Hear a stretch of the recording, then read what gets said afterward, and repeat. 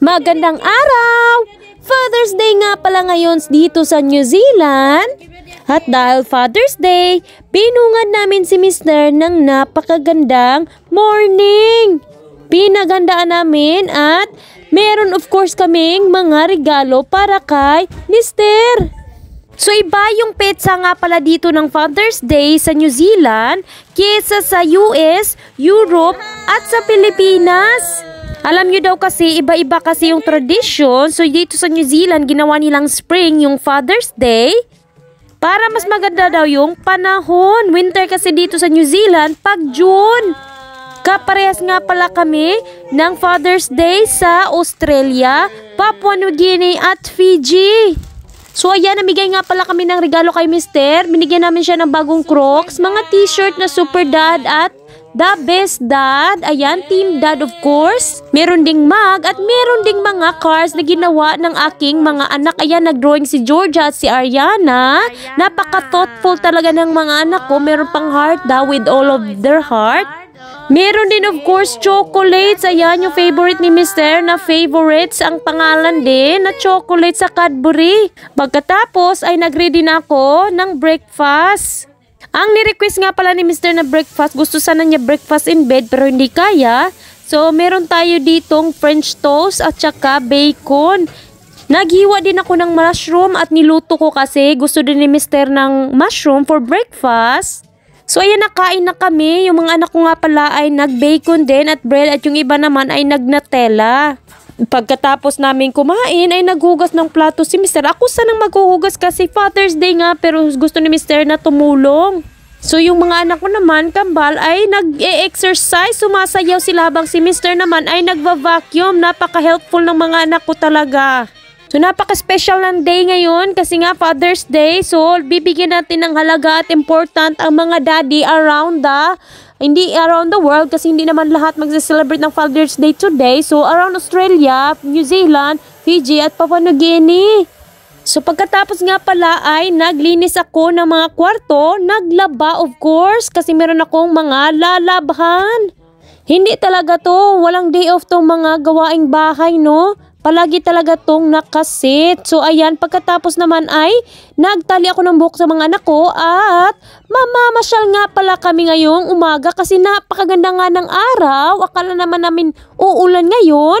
Pero maling-mali na naman yung pag-asa namin dito sa New Zealand.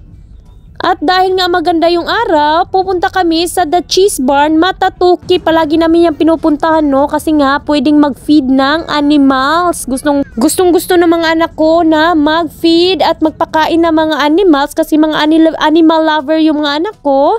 So, andito na nga pala tayo. Napaka-lapit lang to sa amin. Mga 20 minutes lang yung drive.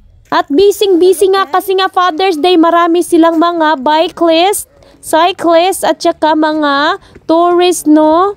Mga anak ko straight talaga agad. Bumibili sila ng mga papakain nila sa animals. So 50 cents lang pala yung bayad kapag gusto mo kumuha ng isang bag ng pellets. So si Silas medyo ayaw niyang mag-feed muna ng animals. Gusto niya umupo kasi naghihintay siya ng milkshake. Ito talagang gusto ko rin dito kasi napaka-peaceful ng, ayan, tingnan nyo naman yung environment at saka yung aura ay maganda talaga. You like a guinea pig? Look at that. Well, I want to get a pig in my house. Oh, how about the rabbit?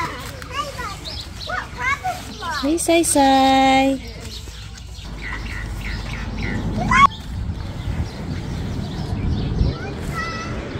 Another rabbit in there. Ah.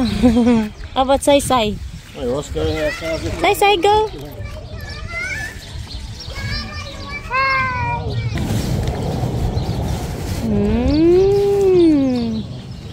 He's a nice goat. He likes food. So, meron din pala silang duyan dito. Ayan, napakaluma nata nito. So, naalala ko noon, first kaming bumisita dito nung buntis pa ako sa kambal. So, napakaluma na talaga ng cheese barn niya ito. So, gumagawa nga pala sila ng mga cheese. At saka, galing ito sa kanilang farm. So, ayan yung mga cheese nila. Homemade yan.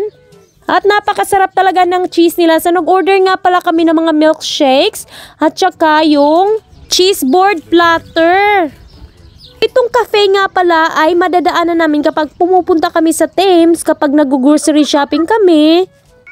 Marami din silang mga animals. Meron silang guinea pig, alpacas, goat, at saka rabbit. Meron din silang mga manok. So napaka-friendly din yung mga animals nila dito at hindi talaga nangangagat. Tingnan nyo man yung mga manok nila, ang tataba, ang sarap talaga ang kainin. Pagkatapos namin sa Swiss Barn ay umuwi kami agad at si Mr. ay nagpahinga. Nanood nga pala kami ng paborito kong One Piece. Nakita ko lang nasa Netflix pala tong movie na ito, hindi pala movie, series, at nag-enjoy talaga ako while nagtutupi ng mga damit. Yung mga anak ko naman ay naglalaro sa labas. Pagkasapit ng alas 3 ay nag-ready kami ni Mr. para sa aming dinner. So ang dinner nga pala namin ngayon ay isang T-bone steak. Tinimplahan na ni Mr. kasi gusto niyang siya talaga ang magluto.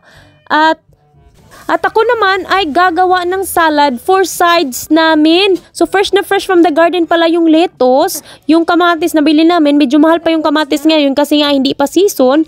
Pati rin yung cucumber. So mga pipino dito, pang summer lang ito, hindi tumutubo pag winter. So simpleng-simpleng salad lang ang gagawin natin. Ilalagay lang natin, ihalo lang natin yung cucumber, kamatis, tsaka meron na yung onion, squeeze of lemon. Maglalagay din tayo ng asin. At saka pepper.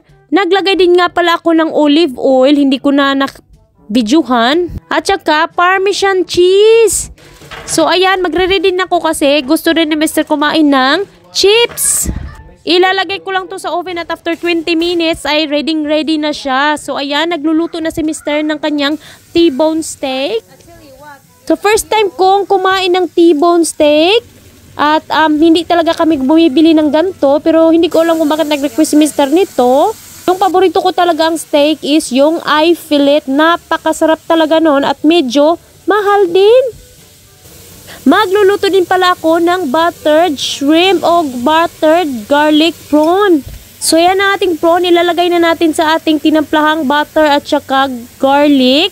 So fresh from Australia lang naman yung ating prawn. Titimplan din natin ito ng salt and pepper. So ayan, uukay-ukay lang natin ng maigi. So special yung dinner natin tonight kasi nga Father's Day.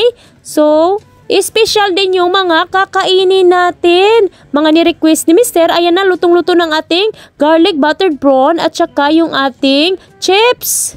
Mukhang mapapalaban na naman tayo sa bakbakan ngayon at mauubos na naman yung rice. Ito na yung aming Father's Day dinner. Si Mr. ay nag-ready na pala at nag-plating ng kakanyang pagkain. I want just chicken. Just chicken. No, you gotta sit down nicely, Georgia. Go in, please. Chicken and hot dog. Chicken and hot dog. Okay. I want prawn and hot dog. Oh, Silas having eating rice. I want prawn. Oh, very good boy, Sai. Blow it, Sai. Sai, you want some steak, Sai? Don't buy. Oh, careful. Why? Careful. I want my rice. I just put. Put it away. Sai can have steak if you want, Sai. So let's eat now our Father's Day dinner. We have Father's Day dinner in here. It's Father's Day today, you know that? Hi guys, do you know it's Father's Day today? Yeah. What they say to your dad? Happy Father's Day. Happy Father's Day. Why do I you love love... my dad ever. Okay, tell me, why do you love your dad? Because it's Father's Day. Yeah. Silas, why do you love your dad? It's Father's. Huh? No. Why do you love your dad? It's Father's Day. Yeah. I love my dad because... It's Father's Day. I love my dad because... Because he gave me candy and because he's my husband. He's not your husband. He's your dad. Daddy. No, he's my husband. No. My dad. It's my This is dad's my husband, mommy's husband. friend. So Dad, let's enjoy your Father's Day dinner. We have here rice, my favorite, and we have also, what's my T-bone steak? My T-bone steak. My big T-bone steak. Sai, what's wrong with you, Sai?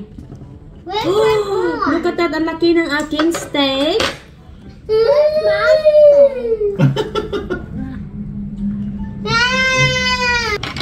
We have here our garlic prawn. And we have salad. Yummy salad. I like that meat. I know, I because picked it from the garden. you got it in the garden. Yeah, I got it from the garden. See, my salad and my steak. Oh. I use it with perfect one.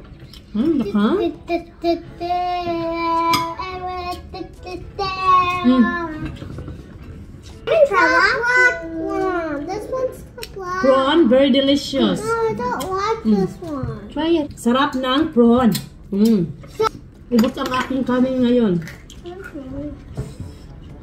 The diet is gone, baby. Crack the more, please. Lang to. Mm-hmm. So yan, matirang matibay na lang at kami na lang apat ang natira. Si Georgia ay tumakbo at nag-call of nature. At pagkatapos ng ilang minuto, kami na lang talaga ni Mr. ang kumain. Pagkatapos ay naglinis kami. Tapos nang kumain at busog na busog talaga, salamat sa Diyos. Nagugas ng plato at pinggan at mga baso. Si Mr. naman ay nag-shower sa mga bata. Pinaliguan niya yung mga bata. So guys, thank you for watching this video. I hope nag-enjoy kayo. At sa susunod naman na vlog. Bye!